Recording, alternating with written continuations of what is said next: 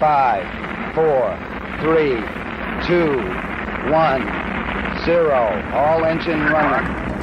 Liftoff. Hello, space enthusiasts. Welcome to another episode of the Space Business Podcast, where we investigate all the exciting ways in which people participate in the new space economy by conversations with entrepreneurs, executives, investors, and other members of the space family.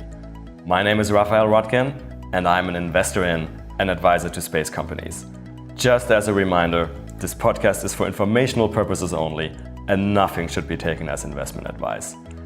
This podcast is sponsored by NanoAvionics, a satellite bus manufacturer and mission integrator. Their satellite technologies enable many space companies worldwide to offer services that improve life here on Earth, such as providing global connectivity, conducting Earth observation for various purposes, or contributing to scientific discoveries. Check them out and also check out my episode with their CEO and co-founder. Sadly, I am not a rocket scientist, but I'm an alumnus of the International Space University, or ISU, which is also our partner in this podcast. ISU offers a number of educational programs about space worldwide, ranging from executive courses lasting a few days all the way to a one-year master's. Check them out at isunet.edu. My guest on this episode of the show is French entrepreneur Nicolas Gaume. He's not only involved in one, but two space startups right now, Cargo Unlimited and Orbite. We will talk about both companies on this episode, but suffice to say that one of these companies has already flown bottles of French wine to the International Space Stations, where they currently still are, or at least for all we know. Hear all about it on my episode with Nicolas. Hey, space enthusiasts, it's time for another episode of the Space Business Podcast. Today, I'm thrilled to be with Nicolas Gaume, who is actually the founder of not only one, but two space companies. So he's going to tell us all about that. Welcome, Nicolas. How are you? I'm doing great. Excited to be here, Raphael. Where are you joining us from today? I'm in Seattle, so in Pacific Northwest, United States of America. Home to some small space companies like Blue Origin and Starlink. So we'll probably talk about that a little bit later. So Nicolas, usually these podcasts always start when I interview a space entrepreneur, I ask them to give the elevator pitch on the company. Now, you're so busy in space business that you don't just have one company, you have a couple of companies, so I can't really do that with you. So we're going to start differently. I'm just going to ask you to give your background, because it's not originally a space background, and then how you got into space. I think that we all share a passion for space. So like probably most of your listeners, it started at a very young age. And I was fortunate to be a tech entrepreneur. So I started at the age of 18 with a video game company. I went on and had about 9 startups that I created or co-founded or founded, and was fortunate with some ups and downs to be overall successful enough to start the crazy space entrepreneur journey back in 2013. But mostly I've been doing half of my startups were in the consumer tech, so video games, media related, and the other half was more in the commercial space. So it kind of taught me the agility that goes along with the tech entrepreneurship, which I think is a lot of applicable recipe for space entrepreneurship. I got to open a bracket there. You mentioned video games. Do you know Richard Garriott? I do, yeah. Well, I look up to him. I mean, as a kid, I was playing his game, and certainly he inspired me a lot. Obviously, his passion for space, the fact he was one of the very few to this day that have been spending as a private space astronaut. So he's an amazing entrepreneur and an amazing leader. So I've met him a few times. I don't know him personally. I gotta, I guess, give a big background here, realizing that some listeners may not know Richard Garriott, but Richard Garriott, basically the reason I bring it up is he also started his career in video games, actually had some tremendously successful video games, including the Ultima series. That's by far the best known one, and that's the source of his alter ego that he's also called Lord British. Lord British, the characters from the game. I mean, it's interesting because video games is a kind of a matrix. I mean, Elon Musk is a great gamer. and he's passionate about gaming, and he actually worked and made games himself. So I guess I'll as a kid with Elon and Richard as like a figurehead of our industry, I'll take that as a plus. And then again for the listeners, so Richard Garriott, so that's the video game side, but his father was an NASA astronaut, and then Richard followed in his footsteps and actually was one of the 7 private astronauts who went on a Soyuz capsule to International Space Station. So that's the amazing sort of combination of video games and space experience. That's why I brought it up. But I mean, let's just stay within that open bracket of video games. That's obviously there are many space related video games. Is that still like a space you're watching? Like, are you a fan of Kerbal or space video games in general? Yes, I am. I think video games is a fascinating construct because it is first of all allowing you to experiment so many different things. It's also a reflection of what is the pop culture cutting edge themes, and of course there's a lot of blend with sci-fi, a lot of blend with projecting our humanity into the future. So in many aspects, and I think that when you look at what's driving Elon Musk or Jeff Bezos, there's really a lot of this pop culture, from sci-fi movies to novels to video games that is empowering them to dare. And I think that that's probably what I like a lot about the dynamic that we call new space, which is really this very much opportunity to push the frontier and make it in a very intimate way. In many ways, until now, it was a government-led, and we all remember the Kennedy speech for the Apollo program, and all the today the amazing work done in China by the Chinese authorities. But having this ability to think that as an entrepreneur, you can dare start and eventually make things happen is an amazingly exciting moment and exciting, momentum, I would say. And I'll close that bracket in a second, but just to finish up, I think it's interesting because as you know, I'm very involved in space outreach, and obviously this podcast is part of the space outreach efforts.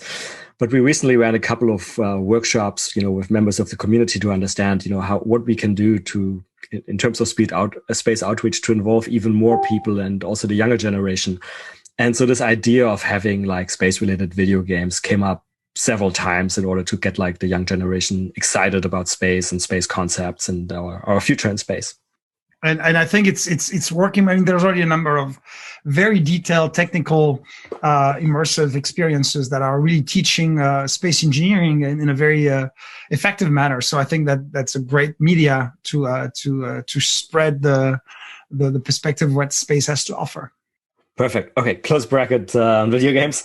So 2013, you got involved into space. So how did that journey start, and where does that journey stand now? Well, anyways, I was in the moment of my life where I kind of exited my previous startups. I was involved in a number of projects I co-founded, and I was wondering about what would be next. And in all fairness, with more age, being in my 40s, I felt maybe it's the time now to do something that has a true impact. Not to say that video games or development tools or web services or digital agencies do not affect business and people, but I thought really I wanted to go to bring everything I learned to the next level. And thinking about the early days of the web, I felt, it's interesting because Amazon and other great digital companies as of today could exist because infrastructure prior to this existed. So, Amazon would never have existed. I think Jeff Bezos said that quite regularly, without credit cards, without FedEx, without obviously the web infrastructure it was at the time, and computers being spread. So he built his experience, his services among the infrastructure existed prior. And looking at what SpaceX and other companies were building and the pace of it, I thought there was a sort of unique opportunity to seize, to create like the best services, leveraging that infrastructure. And I thought, thinking about infrastructure being built, you could create new opportunity, added value services providers. And the one that's fascinated me most was really, I've always been very fascinated by the ISS as a construct. I mean, it's obviously an amazingly inspiring international corporation, and it's certainly a very interesting outpost. And it's been also very, very messy and very expensive. And when you look at the journey, but it's kind of not necessarily the platform that will make the future, but it has really opened so many opportunities. And one of them was the idea to look into manufacturing in space, building things in space. All the research conducted has been phenomenal.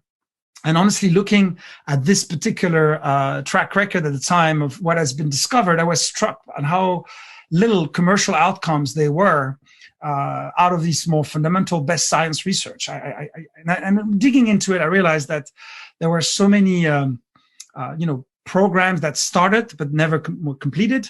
I saw there was a very scattered funding that was pretty much all over the board, from very small experiments but very iconic, but not with a lot of depth, with very deep experiments that couldn't sometimes not be pursued to the end because of lack of funding. I saw that digging into even further, that it was very complicated to access the ISS in a reliable fashion. And so all this made me think, maybe there's better things to do out of these findings and what it is we could see already as an interesting opportunity for the particular microgravity environments that the ISS has recreated. And so I started coming to the idea and specifically getting very hooked by how life was affected, particularly by the absence of gravity. And it became kind of an obsession, to discover what gravity was. Because when you're on Earth, by construct, gravity is everywhere and it's everywhere the same. But when you start looking into it, you realize it's the only parameter of life that has never evolved since life exists on Earth. So for 4.5 billion years of life on Earth, we had variation of temperature that are enormous. There were moments and hundreds of years where we were in the complete darkness. That's probably what killed the dinosaurs. So also the way that humidity and other key life parameters changed, but gravity never did. So it kind of became the backbone of life and everything we know as around us. And so, I remember I had this conversation with Lionel Suchet, who was the CEO of the French Space Agency, and he told me, the microgravity, the more we explore, the more we explore. In other words, the more we explore, the more we realize we don't understand every implication. And there's still today, even after all these years of research on the ISS, so many things we don't know about how Earth life evolves in the space environment. So anyway, digging further into this, I also realized that the ISS itself had this huge challenge for research and more advanced research and more practical research, that it was this very close blending of humans living in a very fragile environment in the ISS, and the things they were doing, the experiments they were doing, the work they were doing. And I realized that all the protocols, all the operational matters on the ISS were always leaning towards saving the human lives or maximizing the chance of survival from the humans. And that kind of was, up to the point, it was kind of restraining considerably the opportunity to do some research. And later on, when I started developing Space Cargo Unlimited, I really realized that was even much more complicated and difficult than I thought it was. And just to fast forward on the experience I gained with now 3 experiments being pursued on the ISS, is like everything you do that could jeopardize the safety of human on boards is going to be forbidden. If you put some electronic equipment or electric equipment that creates a power surge, even for a nanosecond on the ISS electric system, you're going to be forbidden. If you put any kind of gas, even in so small quantities, there's no safety issues, but that could generate potential risk, is going to be forbidden. So all these constraints mean that what I was seeing from let's say a space geek perspective were limited by the architectural design of the ISS. At the same time, looking at SpaceX, looking at Blue Origin and others building this pressurized space vehicle, I felt, free riders, autonomous vehicle maybe could allow us to have more adjusted to the needs of research and potentially manufacturing in space. And probably we could do many interesting products of high value for Earth in space. So that was obviously an iteration process that took time to get there, but it became evident, again, looking at what space had to offer, that manufacturing things in space for Earth was an exciting place to explore. So anyway, I'm giving you the perspective after 6 years into the journey. And obviously, as I said, it didn't happen like in a matter of a day, but iteration led to that excitement. And going back to my Amazon example, I felt, the more Blue Origin, SpaceX, and all the others will be effective in providing flying options and solutions to access space and build a permanent setup in space, then probably I'll do more and more. We'll have more and more opportunity to create things there. And I want to be the company being able to have the deepest relationship with the space agencies, space operators as a whole to seize these opportunities. So that makes a lot of sense. And you said a couple of important things there that not everybody may be aware of, but if I had to summarize them, one, the ISS, while it was and continues to be an amazing project, like you said, an amazing international corporation which has produced so much research. It was set up as exactly that, a shared international research lab, basically, to conduct certain experiments at small scale and certainly not at anything resembling commercial scale. So, if you want to do something commercially, then arguably it is at least for most applications, if not all, the wrong platform. I agree with you there. And of course, the other thing, which you sort of implicitly alluded to, is the access just used to be so expensive.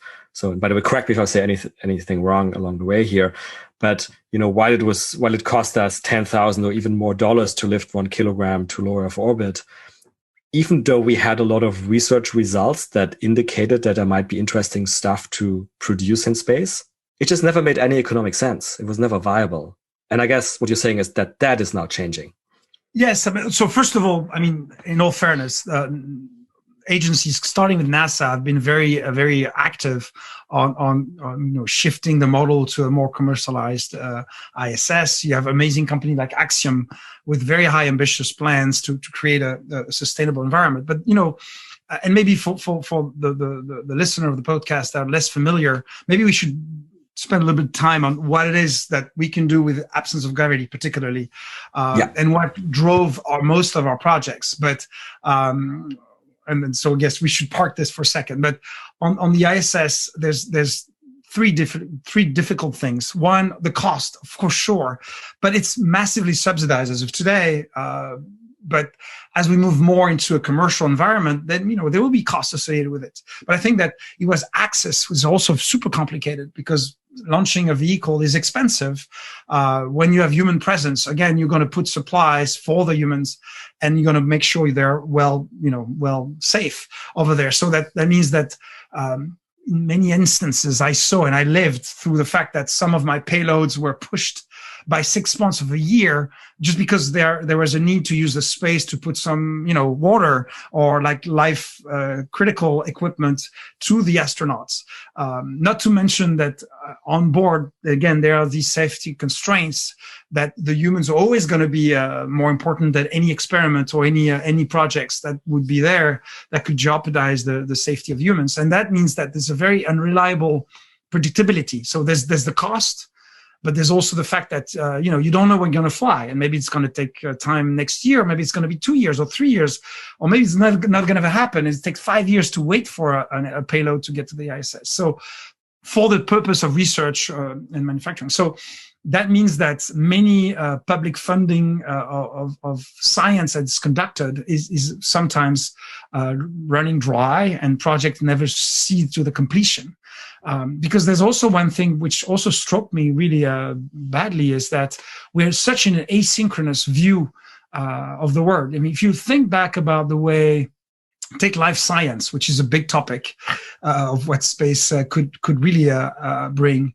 The way that life science used to be done in the 19th century was a very, the beginning of that science, it was a very, let's say, holistic approach. You would look at phenomenons and look at them from a very holistic view. Now, the more we started to understand the way bacteria worked and the way that life in general was evolving, the more we got specialized. And that's across, close to 200 years. Today, if you have any desire to look at bacteria, you're going to be super, super specifically focused on the type of bacteria and very deep into the topic. But if you go back to the years of Koch or Pasteur, they were looking at holistically and Pasteur, for instance, and that's going to drive into what we're doing, by the way. But when he discovered the existence of bacteria by studying wine, he was looking at the way that yeast, bacteria, the sugar, and this multi-component system was evolving. And he kind of got to connecting the dots and make the discovery. So now today on Earth, you don't need to do that holistic view. You need to be super siloed to be effective and find anything. But when you go back to space, to this environment where you remove these fundamental key factor of particularly gravity, and you have this environment with higher radiation and with a number of other factors related to the low Earth orbit environment, you can see that some phenomena are accelerated and are happening in a very different manner. One that is actually fascinating to me is the way that protein evolve. And there's this phenomenon called at the atomic structure. There's a phenomenon called the crystallization of protein. Yeah. Which is critical to build drugs and combat disease. And it's kind of central to a lot of the pharma work. And you see how protein crystallization is happening in space. Well, space provides a 100% convection-free environment. That means it enhances enormously the quality of diffraction and makes that these protein have so much more effectiveness in building drugs that would be so valuable to back to Earth. I'll tell more what I do at Space Cargo. We're very focused on agriculture and plants, and I'll tell you exactly what I do there. But again, this space environment is fascinating, and you all know, or your listener could check out some of these amazing startups over there. I mean, I think of Made in Space that is building this cable Ziblin, which is quite well known, which sure. claim to be so much more conductive because when they manufacture cable in space, they don't have this polymerization factor that diminish the conductivity of cable produced. So you can see all these applications and back to the ISS construct that are limited by humans, that are much difficult to establish at scale because of the difficulty of access.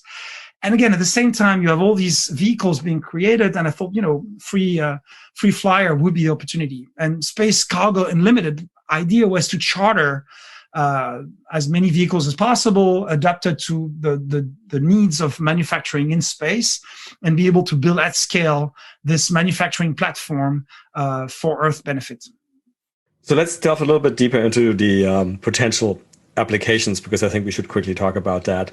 And you already mentioned Z-plans, or the optical fibers, and how the higher purity basically produces higher quality optical fibers in space. That has been done by startups like Made in Space, at least at a certain type of scale. You mentioned the better protein crystallization, which allows us to basically design better drugs, better binding. Anything else you're particularly excited about? Well, we Space Cargo that listen, I've launched Mission Wise, which we see as the first truly privately led commercial research program. We have 6 flights that we had planned. We have done 3 already. We have 3 to come. And really our purpose is to think about the future of agriculture. So in a way, we're space botanists in that context.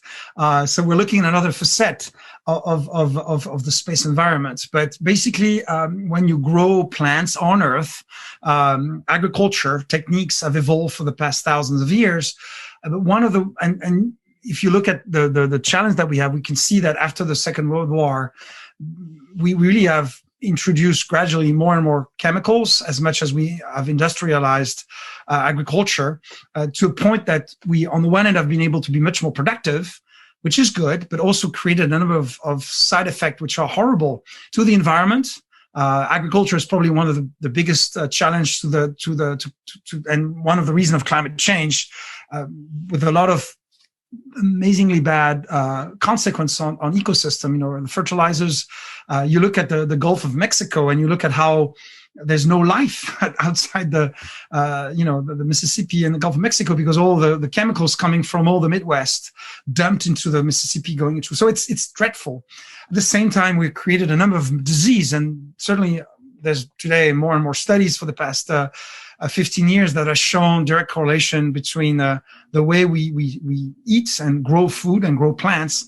We eat with Alzheimer's disease, with cancers of many kinds. So there's a desire to go more to organic food. There's a desire to get to, but you have productivity challenges, and the climate change is bringing even more set of challenges. So one of the hope that we have for Mission-Wise was to really tackle this problem and look into particularly the way we could have more resilient plants to climate change. How do you grow plants with more salt in the soil because you have less drinkable water? There's more, dry growth. It's drier land, so more salt in the soil.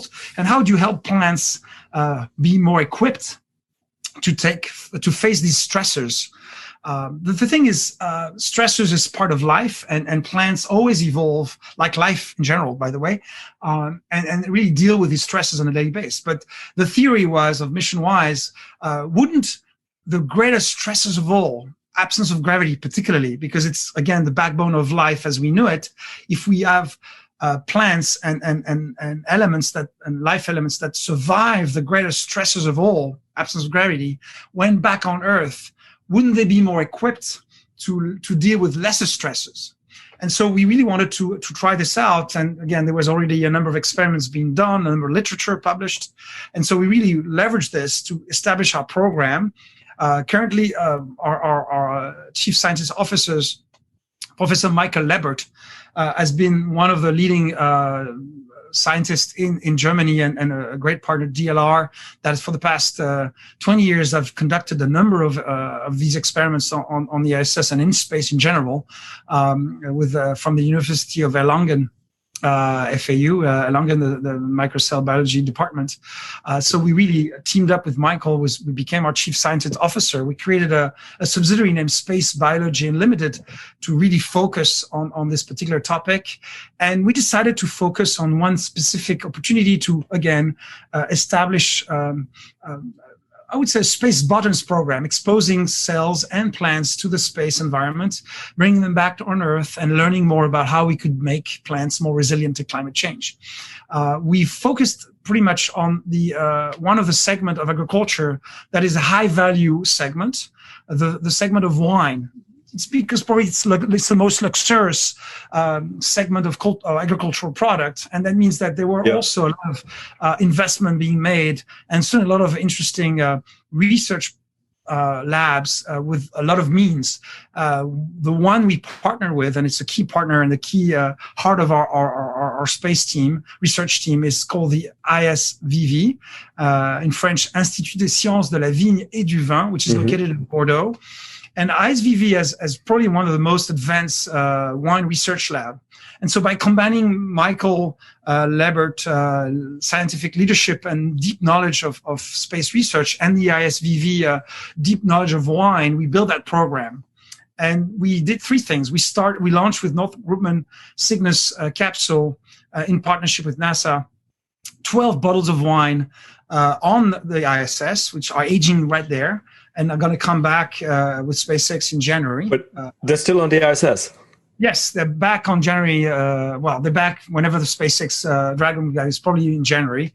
Going to be back on Earth. We flew in December with Blue Origin, an experiment where we expose vine cells to the stresses of climate change in the absence of gravity, more salt, as I said, and we looked at how these cells did react, and with that, iterated and launched a third experiment in partnership with the CNES, the French Space Agency, and the European Space Agency, with Dragon in early March to the ISS. We sent 320 vine plants, half Cabernet Sauvignon and the other half Merlot, which we have right there, right now on the ISS. They're also ironically coming back to the same Dragon and the bottles. Fingers crossed here. And they will come back, and we will make numerous experiments with the ISVV and Michael teams along these different samples to really find ways that we could create more resilient vine plants and learn more about the effect of absence of gravity to the components of wine. And I should double click on this. Wine is interesting because it is made out of some key materials of life: bacteria, yeast, sugar. It's actually like a very simple multi-component biological system. So there's a lot of things we can learn from how it evolves, and we also obviously are looking at the ways we can learn more about the wine chemistry itself. Because so surprisingly enough, you would be surprised to know that we only understand 20% of the chemistry of wine when it makes the taste. It's very hard to understand the remaining 80%. That's why we continue to do organoleptic tasting, tasting by drinking the wine. Anyway, so all this has been sent. They're all coming back in January, and we have a 15 people strong science team inside Space Biology Unlimited that is going to continue the program. And we have a number of other experiments we're planning to fly with other plants we'll send to space, nurtured by the learnings of these first 3 experiments. Okay, I mean, I have to make a couple of comments here. I mean, first of all, if I was an ISS astronaut, especially over the holiday period, those bottles of wine would not be coming back. You would have a different experiment going on, which is the human consumption of wine on the ISS. But I have to ask, what type of wine did you guys choose to send there, and why? So we haven't disclosed the name of the wine, but okay. But the grape, maybe the mix or the yes, it's actually, we try to get as pure with the grape, and we wanted a wine that we had a deep knowledge of. So we had like a lot of data coming back in decades, so we could really get a scientific basis for our research. And certainly we wanted to make sure we also had a certain set of scientific conditions, which we'll probably unveil when we're going to tell the name of the wine later on, probably early next year. That's my next question. So if this stuff comes back beginning of the year, when do you expect to, if you will do this sort of publicly disclose, let's say, the scientific results of all of this? So research is research. So, we're going to start the process as soon as the samples come back. We have a lot of work to do. Our lab and our research team is ready. And it's research. So, it might take time, and it's hard to predict by construct. But, certainly, because particularly in the case of the vine plant, we sent, obviously, we're going to see the traditional life cycle. And so we're going to replant some of them. We're going to study how effectively they're resilient. I mean, they give you a fact, just to, again, state the problem a little better. But in the 1970s, when you were producing wine in Bordeaux, with a given chateau, and use the traditional techniques of winemaking, which is so ancient, back to 5,000 years of human history. Well, anyway, the wine coming out of most of the wineries was leading to 11 to 12 degree of alcohol in the wine. Okay. And, sometimes we need, and sometimes it's extremely regulated, and if not forbidden, some of the winemakers would add sugar to the winemaking process to accelerate, fermentation and really get to the wine you want, because there was not enough. Now, in the grapes and in the entire process. Now you go back, you fast forward to today, most of the wine coming of the same soil, the same wineries, are 13, 14, if not 15 degrees of alcohol. And again, that's strictly because of climate change, and because simply the grapes are more sugary, and that's what led to this. If you project yourself at this space in 20, 30 years, you may have wine that are reaching, 17, 18, 20 degrees of alcohol. They won't be wine anymore. And so for this industry that is billions of dollars of euros, it's a real challenge. So you need to replant most of these vine with more resilient plants. There's also numerous new challenges coming along with some parasites, some mycosis, like mildew. Mildew is a disease that we don't still know how to fight properly, and that combined with the fact that we want less chemicals is really a challenge to have more resilient vine plants and solutions for the future of agriculture. And what we're doing, by the way, again, in vine, obviously we intend to grow to the entire agricultural. We started with vine, again, because it's one of the high value agricultural vertical.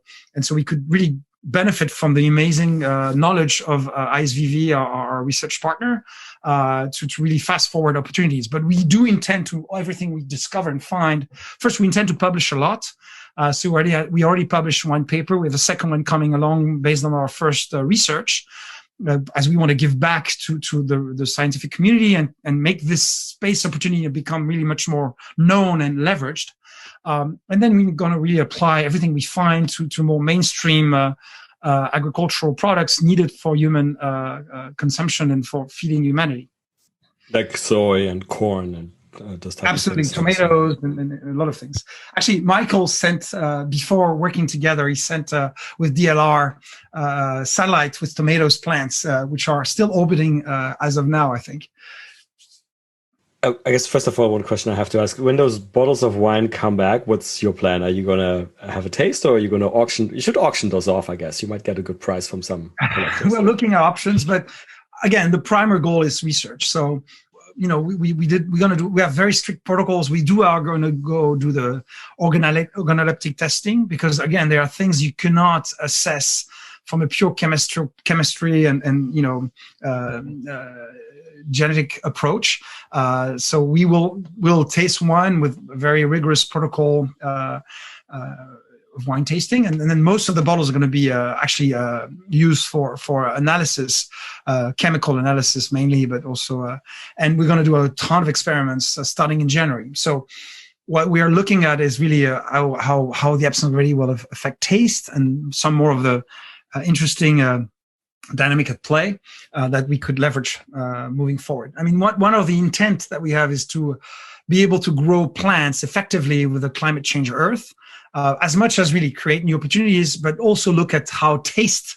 I mean, I didn't mention that earlier, but I grew up in a restaurant in the southwest of France. I should have mentioned that because it'd be an interesting segue into my other startups. But it's my dad was a chef, so I think that not only do I want, hopefully. Plus, I'm French, so I guess it comes along with it. But I want people to be able to feed themselves tomorrow. I also want them to feed with proper food, with good taste. So that's also why we have this holistic view of the challenge of the future of agriculture on a warmer Earth. Yeah, and I'll come back to that in a second. I just forgot. I realized I forgot to mention. So for anybody who's interested in exploring this whole topic of wine in space a bit more, there's also. And Nicolas, you may notice, there's actually an American guy, Chris Cranberry, who has actually written a book called Alcohol in Space, Past, Present, and Future. Yes. Which I recently discovered. I don't know when you read it. Actually, and Chris and I became friends. And actually, it's unfortunate. We actually disclosed the program and we made public this experiment with the bottles of wines on the space station after he published his book, right after. But anyway, it's a great book to read. And I do encourage your listeners to read it. Absolutely. So I close the bracket on sort of the alcohol part here, because, as you said, this has a much broader, much more there's other elements of what alcohol in space exactly is. It's really about human activities in space and on future planets. So our obsession is really what do we bring back to Earth to help the future of humanity on Earth, and we're very grounded into Earth as our main mothership, which we take care. We should really respect much more, take care, and look forward to. Protecting the future. So I want to tie this back to the actual business. So Space Cargo Unlimited, and as I understand it, Space Biology Unlimited is a subsidiary of Space Cargo Unlimited. So what is your vision for Space Cargo Unlimited? What will that company be doing? Space Cargo Unlimited, again, mission-wise is kind of a pilot project. I hate to use pilot because it's very grounded and there's a lot of investment in it. But anyway, it's our first project to demonstrate that you can have a commercially driven, intent-driven, outcome-driven research program. And even though it's research, going back to your earlier question, but it is really driven by outcomes, by the desire to find solution for tomorrow's agriculture, thanks to space. And we want to prove that there's a future there. So as we discovered more outcomes, we definitely want Space Biology Unlimited to become agri-tech startup, the first space agri-tech, and really develop techniques. And we certainly feel that and we already have a number of deep engagement with a number of agricultural organizations around the world to grow with the knowledge we have, with an amazing team we gathered in Germany and in France, the future of agriculture. So that's definitely think about it as a biotech or agri-tech. We intend to, based on the merits of our discovery, raise fund and continue our research. And we'll live in partnering with the industrial agricultural complex to see how we could provide species that would be organically more suited to the future of Earth, or specific outcomes dealing with some of these diseases like mildew in the okay. So this is almost, if I understand this correctly, you'd be like, you could make money ultimately by providing, let's call it like, instead of genetically modified seeds, sort of like the opposite. Yes. Space modified, optimized. It's organically modified with the specific condition of space. I mean, I want to make sure it's super clear to people listening to us. I mean, we are really the opposite of genetically modified organism. We really wanted nature to let us show us the way, and modifying the gene, we know as a ton of risk and threats, and we have a lot of reasons to be concerned. So we really going the opposite way, saying, hey, nature has done amazing so far. Let her continue. And if you look at most of the discoveries and the simple and humble and respectful iteration that humanity has done on agriculture, it's always by stressing plants. And if you look at permaculture, which is very, optimized cultural technique of agriculture today, it's really using stress, to enhance some qualitative, natural quality and natural evolution. So really looking at the absence of gravity, this backbone of life, as one of the main stressors that could accelerate natural evolution and make this natural evolution provide more resilient plants to climate change is really what is behind the entire construct. And we have published the first paper on this. We have others coming, as I said. So I'd be happy to provide the links. You can find them also on our website, space-cu.com over there. So we want to do more of that as we see, hopefully, good results. And there's a number of experiments done in China and in America that have shown the very grounded merits of that approach. We want to bring it at scale. We want to do it effectively. So that's indeed the future of space biology unlimited.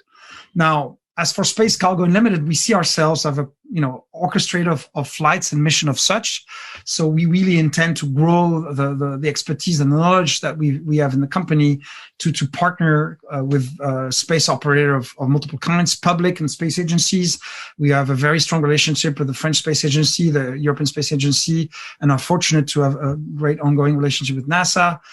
As much as work with space operators of different kinds, obviously the space company like SpaceX Blue Origin and great partners like NanoRacks in the US, we enjoy working immensely with. And so other agencies we're discussing with in Russia, in China and elsewhere. So, I think that Space Cargo intends to, as we show the merits of manufacturing in space, seize more opportunity of different kinds to develop new projects and continue to grow, and demonstrate the benefits of space to Earth. I want to take this to a slightly different angle, because we've been talking implicitly, I guess, about the potential advantages of microgravity for manufacturing better products, so to say, or products that could help life on Earth. So that's one direction. There's, of course, the other direction as well, which I know you're also excited about, which is sort of humans going out into space. And what does microgravity do to humans? I assume that's something you're thinking about as well, right? I am, but honestly, you need to choose your focus, and our focus is really back to Earth. We know very much geared toward the overview effect. Actually, it's also one of the reasons I kind of came across the other startup we created, Orbite. But we think that space gives you so many opportunities to appreciate how fragile and how amazing Earth is and how much we protect it. And it can also find, again, solutions for our future. Doesn't mean I'm not, as a space fan, obviously excited about becoming a multiplanetary species and exploring space, absolutely. But as for my projects and the companies I'm fortunate to have created, I'm really focused on back to Earth benefits. Okay, that's fair enough. There's a number of questions that excite me, or I find very interesting. Sort of like, how can we, in the end, maybe or maybe not? And I'd be happy to talk about them as that's fine. I totally respect that you as an entrepreneur are focused, and that's how entrepreneurs should be focused on what they're doing. So we leave those other questions for a future space medicine episode of the podcast, which I promise will be coming up, because I'm very interested in that. So, but you did already mention now Orbite, which is your other startup, because again, I think you're the first guest on this podcast who actually doesn't only have one space startup, but two. So now I actually will ask you the question I typically ask, which is, what is Orbite? What is the elevator pitch on Orbite?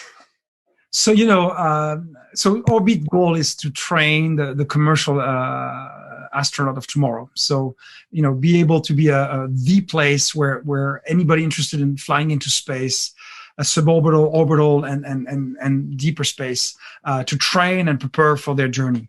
As we can see, obviously, with recent flight from SpaceX and an amazing success from SpaceX, Dragon and Starship will provide many opportunities for people to go to space.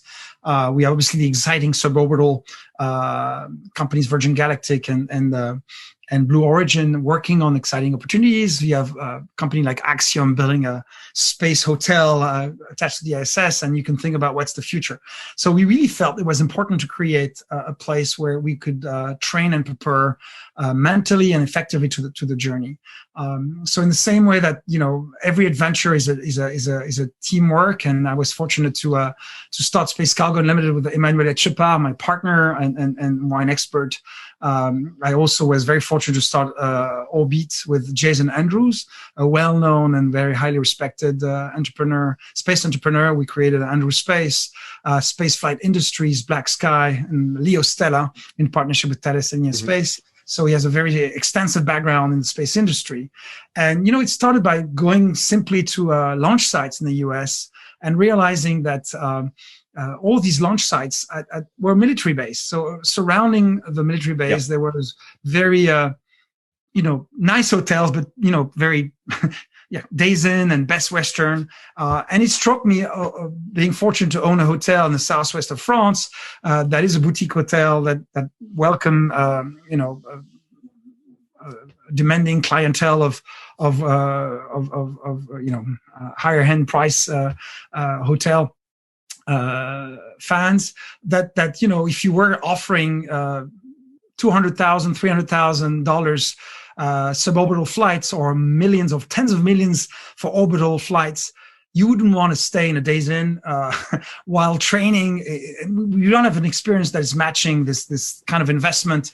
And this also make justice to what it is to go to space. And having the privilege to have talked to a lot of astronauts, referring back to the overview effect on how humbling it is to go to space and how mentally you need to prepare, I thought, maybe we should really find a way to take the best of hospitality, the best of training, and the best of space industry expertise to create an environment where you could have top-notch space training programs, best hospitality at the heart of the relevant space sport. And so all that combined together led me to team up with Jason to build that particular place, which we would have the best of training, the best of hospitality, and the best of the blended, mental and spiritual journey as much as physical training that would get you to enjoy your space experience, whether it's with suborbital, orbital, or beyond. And that's really the basis of Orbite. And so we managed to secure an amazing location, which we'll be disclosing next year. So currently we only said it was in the US. We managed to create an amazing team with Brian Romes that has been amazing. We trained more than 700 astronauts so far. And has a deep expertise of space training. And Jason and I have assembled an amazing amount of team people, including Sophie Stabil, former CFO of Accor Hotel Group.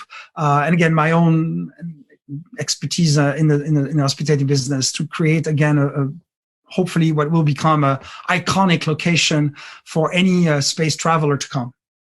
But just to be clear, so this is purely for astronaut training, or would other people also be allowed to go there? So so basically we're building a hotel with a space training. We call it the Space Gateway Complex. So it's primarily focused on accommodating the people training for space journey and their family and friends. Now, it's a location where you could go in, and we'll have restaurants, we'll have hotel rooms. But again, the primary focus is indeed for training our future space, commercial space travelers. Okay, and so it doesn't necessarily have to be next to a launch site. It doesn't have, but we felt it was better to be close to the where the actions take place. There are multiple sites around the US, and I think it's important to be close to these places. Okay, so yeah, it sounds certainly like, we're talking about Richard Garriott, and from what I remember, he obviously went to train in Star City, and then he was staying probably at an equivalent of a day's in Baikonur. Absolutely, So, yes. That's why we want to upscale, uplift. Certainly for, at least in the near term, and me as a space investor, I actually like space tourism as an investment theme a lot. So this is all what it is. We want to be the go-to organization for space tourism, and really we want to be as broad as possible, because we could anticipate we would be able to train maybe some agencies that do not have the equipment, and again be able to provide also to the industry a unique place to grow the space industry. So we're really putting the best of efforts. We have an amazing team of architects, which we also disclose next year, working on an amazing location, and I think that hopefully we'll create an iconic hub for the future. And we want to do this for every single space company to leverage. And certainly we feel that SpaceX, Blue Origin, Axiom, Virgin Galactic, and others will leverage our location and our programs and our training complex to really bring the industry and the opportunity further down the line immensely. At least that's our focus, Jason, Andrews, and I, in this project. So I can certainly understand it, at least if we talk about orbital space tourism, where, again, somewhere in the future, I hope as many people as possible will be able to go up because of the overview effect. But I guess at least in the near-term future, because of the supply-demand mismatch, that there's just not a lot of vehicles around that can take you up to space, it's going to stay a relatively expensive proposition. Like, I think the price on Axiom is $55 million for memory. So I kind of totally understand that the person who spends $55 million doesn't want to stay at the days in. But so from the technical training perspective, is NASA fine with that the training would happen outside of NASA facilities?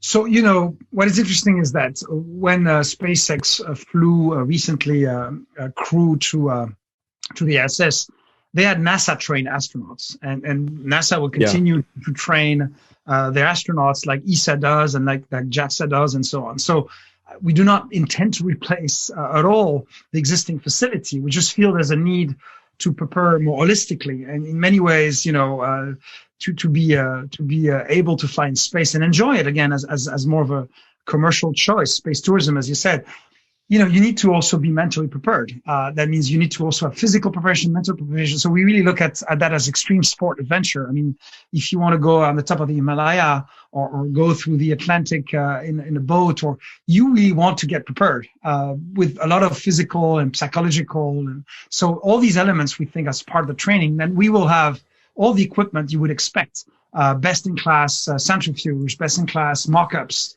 best-in-class, everything to really make sure the training is up to speed. And we definitely expect to have the relevant certification to be able to be recognized as an official training center, to answer your question. And now we see that as one of many. There are other locations, there are already existing companies doing training. So there's not that we're going to be the only one. But what we want is to do a place that is unique because it kind of has this very complete, very deep, holistic view. Now, we will start with higher end clientele for the reason you explained. Tickets are expensive, but we really have plans as we grow our sites and our operations to expand to a much more affordable training package. And to be fair, we will have much lighter training that will be offered for the general public to experiment what it is to become an astronaut. And we intend to have package by the day, by the week, not entertainment package, really prep package. But that will be open for a more general public at much more affordable price, because we are indeed looking forward to the days of Starship from SpaceX and others that will bring down the cost in an exciting manner to really get space accessible to as many as possible. And when you look at where SpaceX want to go, or where Blue Origin or Virgin Galactic want to go, I think this is definitely the way we see the industry moving forward. And so I didn't mention that we are planning to open by 2023, 2024, and we intend to start our activity sooner than that, just because we feel there's a demand and many opportunities to start now. Mm. And so let me ask you the other way around. So yes, I asked you about sort of the NASA training and their requirements, and that's, you mentioned like the centrifuges and that sort of astronaut training that we intuitively imagine comes in. Is that something you guys will be doing that maybe isn't necessarily either part of traditional training or at least not a well-known part of traditional training? Like you've mentioned now the overview effect and the psychological preparation. I mean, is there even space for, I don't know, philosophical, psychological, even spiritual preparation? I mean, we're not proselytists. We want to create something, an environment where people will follow their own journey, their own path. And again, people will go to space for different reasons. Some may seek for a very spiritual path. Some will just have a adventure of a lifetime. Some will be more interested by the science space of it. We just want to make sure that we are prepared to enjoy, all the aspects, all the facets of the experience. So, at the end of the day, the main important thing is all the training that exists today are very functional. They're very related to to military grade approach of things. Most of the astronauts have some kind of military background or training, physical training. So we really want to make sure we do start with the basics of philosophical, psychological. You want to know yourself. You want to know how you react. So we have a number of coaches that come. One of our coaches has been training nuclear submarine staff for decades. And when you're locked up in a nuclear submarine for a month, you cannot communicate outside. You have a nuclear weapon on board, and you don't know exactly what's happening out there. That requires a very specific preparation, which we think we can learn from to be better prepared to be flying in a small vehicle for days or weeks. There's some dietary requirements. Again, when you're going to be, and each person is different. You may have a different reaction to G's. And your dietary experience might be adjusted to you and tailored to you. And so maybe to a professional astronaut as of today, we're going to ask much more efforts because they have a military standard, if I may use this term in a positive way, by the way. But, you're asking the astronaut to make the efforts to adjust. The more you go into a tourism, you're going to go into elements of enjoyment that are not factored in as much for the current training programs that exist. And that's where we come into play, because we want to make sure you have enough knowledge about your body, yourself, to understand when you need to eat that type of dish, with sugar or salt or water, hydrate, and take the right, balanced practice, hygiene to get ready for the flight, enjoy the flight the most. And again, this is much broader than being trained technically on how to operate this particular vehicle or behave in this very particular situation. We really want to have a holistic approach because we're going to offer space travel to non-specialists per se. And this remains an adventure with many risks and many challenges. So we want to make sure we lower the bar without compromising anything on the safety and making sure, again, it's an enjoyable experience no matter what. Nicolas, we could go on about both of these businesses for hours, but I'm afraid we have limited time in the podcast as always. So I want to ask you a couple of other questions to make sure I get them in. So one is just sort of, between those two businesses, but also sort of your view of space in general. Where do you think this is all going in 10, 20, 30 years time? And where would you like to see space, humanity in space, the interaction of humanity in space going in that time frame? What's your hope, your vision? It's a hard question because I think that everybody has a point of view, and I don't want to add one. I mean, I think there are very educated people, and certainly you have maybe a better view than I have. But I can tell what I'm trying to pursue with Jason Andrews on Orbite and all the team there, and with Space Cargo Unlimited with Emmanuel Chopard and all the team there.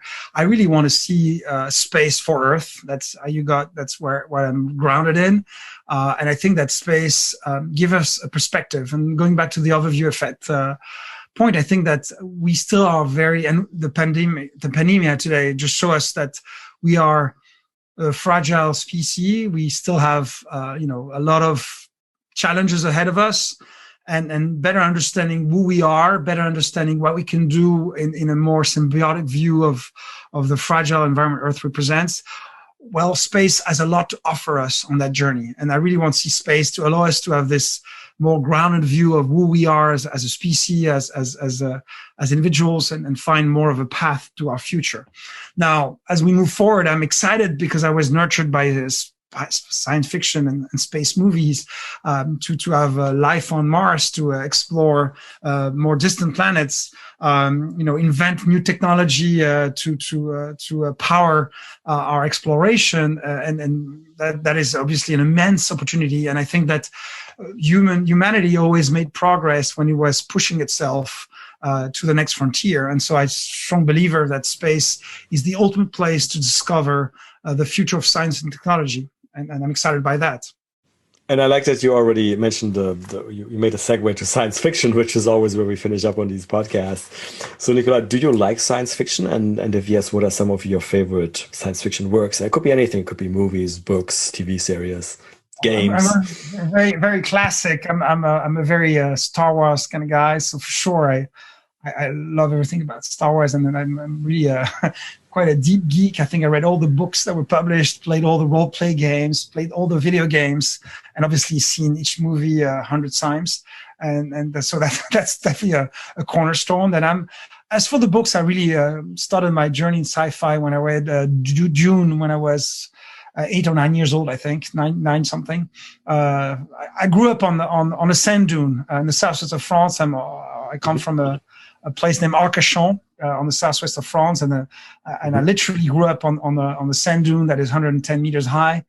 So I got into Dune because it was sand, and then I really got hooked by a lot of the concepts and a lot of the thoughts and ideas, including some perspective on life, which probably you hear in what forged my path into space entrepreneurship today.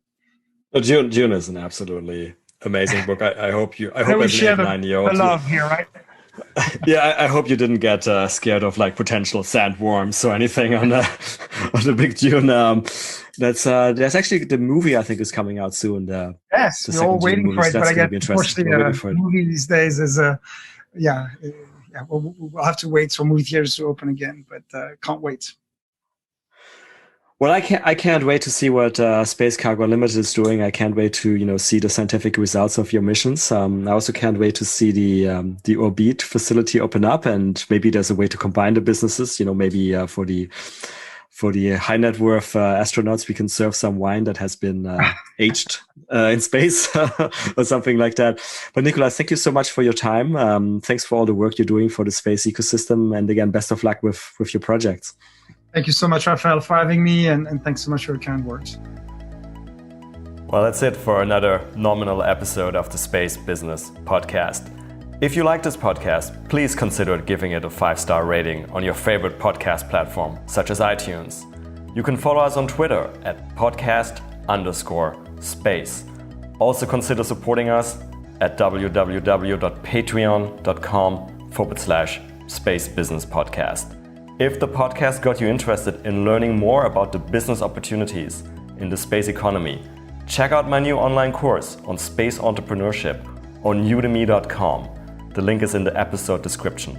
Lastly, if you have any feedback, including ideas for guests, and that may include yourself if you have an exciting space story to tell, or interested in being a sponsor, drop us an email at spacebusinesspodcast@gmail.com. I look forward to seeing you for the next episode.